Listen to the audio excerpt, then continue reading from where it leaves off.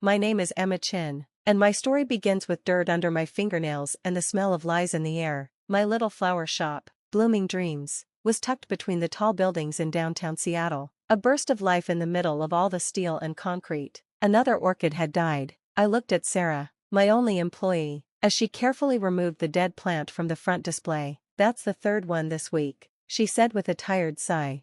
"Maybe it's time to stop stocking them," she added. I shook my head, gently taking the plant from her. "No, we just need to figure out what's wrong and adjust their care. Every plant can thrive with the right attention," I said. This belief had guided me since childhood. Growing up in rural China, I spent hours in my grandmother's garden, learning the language of plants. While other kids played with toys, I focused on growing and understanding plants. My grandmother used to say, "You have magic in your hands." She believed the strongest flowers bloom in the toughest conditions. Back then, her words felt distant, but now they were the foundation of my life.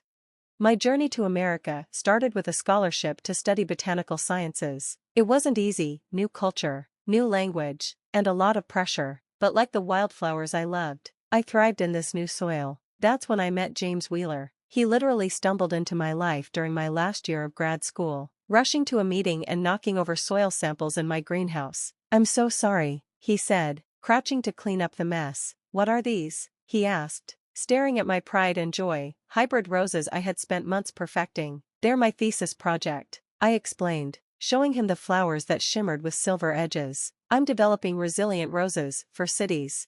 They're beautiful," he said, and for the first time, I noticed him, tall, dressed sharply, with kind eyes and a warm smile. "I'm James," he introduced himself, "and I think you just saved my day. I need a unique gift for a client." I sold him 3 roses. A week later, he returned, but this time it wasn't for flowers. He wanted to take me to dinner. Our love grew naturally, like a well-tended garden, steady and full of discoveries.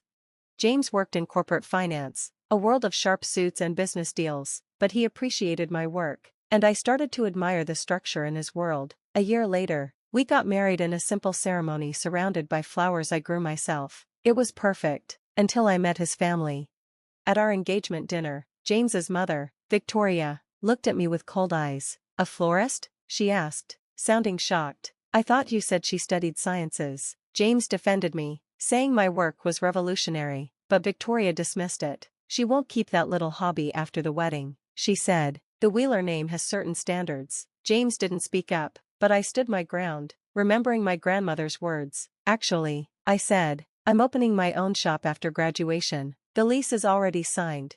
The room went quiet, and his sister Patricia raised an eyebrow, mocking me. "A shop? How entrepreneurial." Victoria sighed, but James squeezed my hand under the table. It was the first crack in our otherwise perfect world. Over the next 2 years, I poured all my energy into my shop, a place that Victoria disliked. What she didn't know, not even James, was that I had a plan. During my master's program, I developed patented hybrids, disease-resistant, longer-lasting plants that could thrive anywhere. Suppliers showed interest, but I kept my cards close. One morning, Sarah burst into my office, excited. "You have to see this," she said, showing me a news article about Wheeler Corp's new sustainable luxury hotel project with rooftop gardens. I smiled, knowing that their grand idea was about to intersect with mine.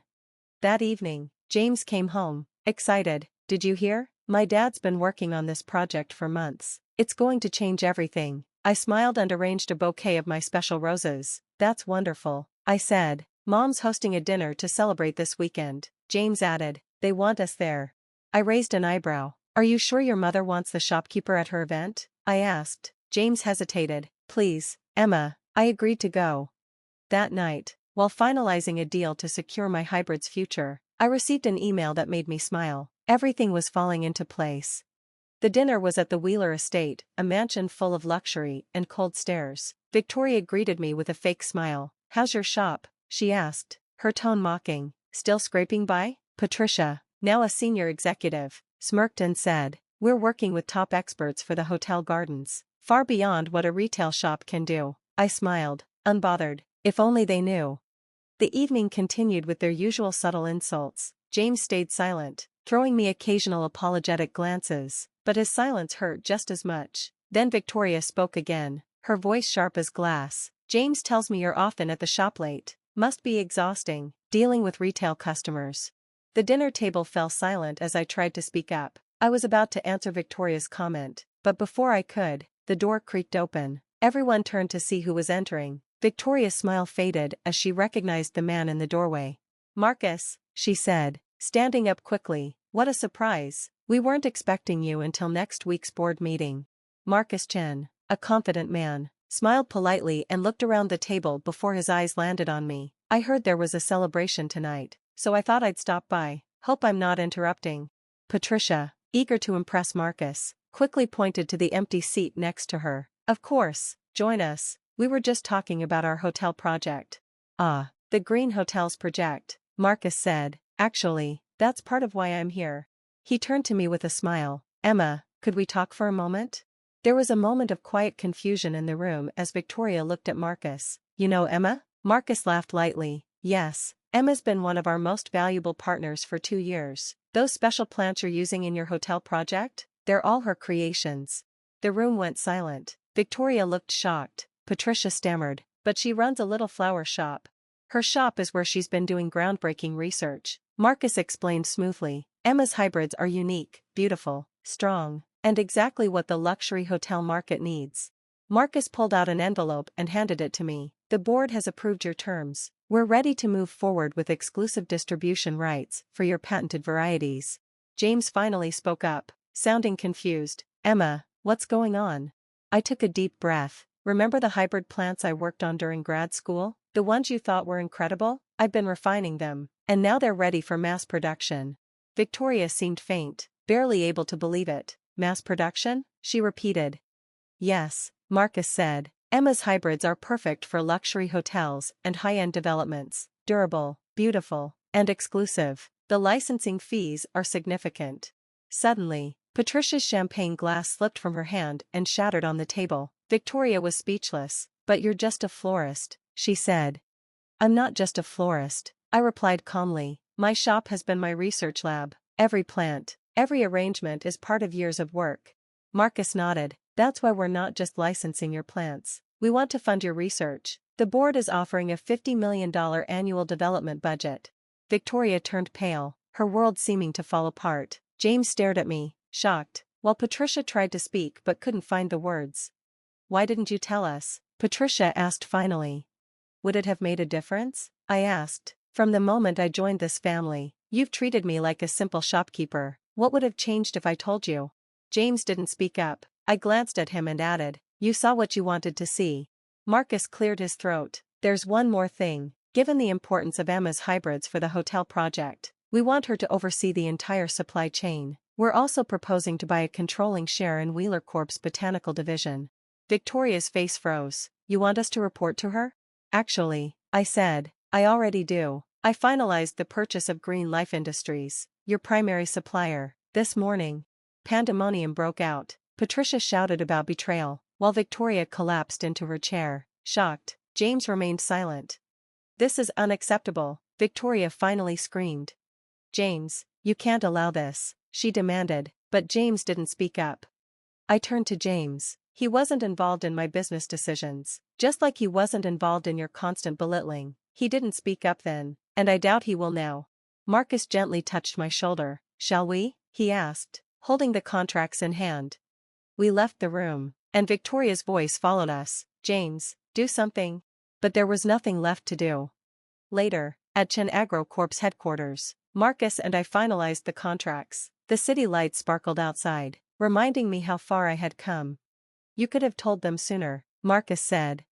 "Would it have made a difference?" I asked. "They needed this moment to understand what happens when they underestimate me and James. But that's a conversation for another day." When I returned home, James was waiting for me. "Were you ever going to tell me?" he asked, his voice low.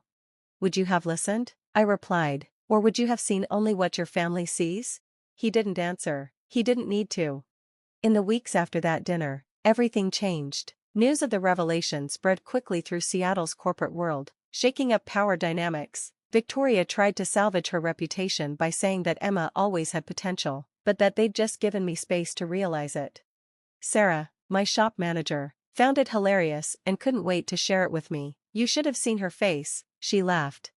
Patricia lost her grip on her authority at Wheeler Corp. Board members who had dismissed me before now sought my advice. At our first official board meeting, I reviewed Patricia's proposal for the hotel gardens.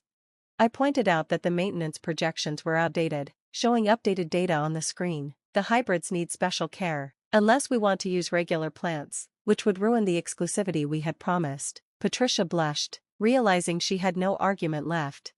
While the corporate battles continued, a more personal issue was unfolding at home. James and I were distant, unsure of where our marriage was heading. One evening, I found him in my office, staring at the patents on the wall. He said, "I remember when you created these. I thought they were just pretty flowers." I replied, "They were never just flowers, James. They were my dreams, my future. I tried to share that with you." He looked guilty and frustrated. "Why didn't you trust me with the truth?" I responded, "Because trust isn't about silence. Every time your family belittled me and my work, you said nothing. Your silence told me everything."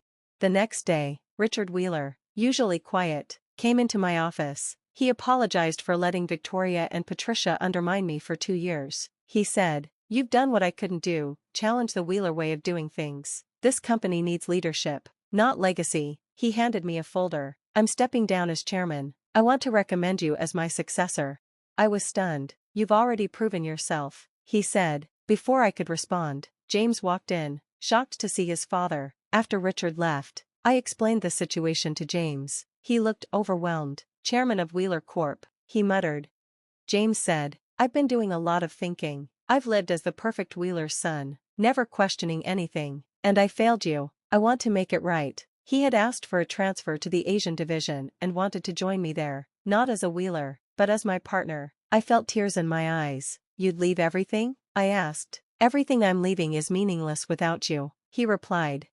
2 months later, Victoria hosted another dinner party. I wasn't there. James and I were in Singapore, overseeing the installation of my hybrid gardens in a luxury hotel. Sarah sent me a video from the event. Victoria, tipsy, was telling everyone about her brilliant daughter-in-law, and Patricia had joined a rival company. Richard, now an advisor, worked alongside me to guide Wheeler Corp into its future.